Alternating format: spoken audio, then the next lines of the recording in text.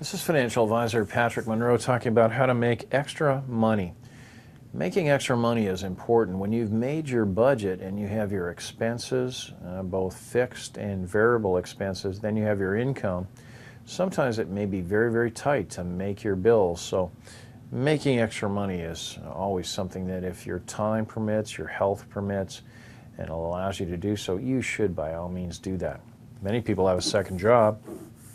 Other people start a second business, which will allow them to go out in the community and fulfill a service that is in sore need and charge for that service. And this is ways that they're making extra money as well. If you're an investor and you have money that is sitting on the sidelines, you can deploy that money into the marketplace and invest in stocks and dividends. And this way you can also make extra money off your money.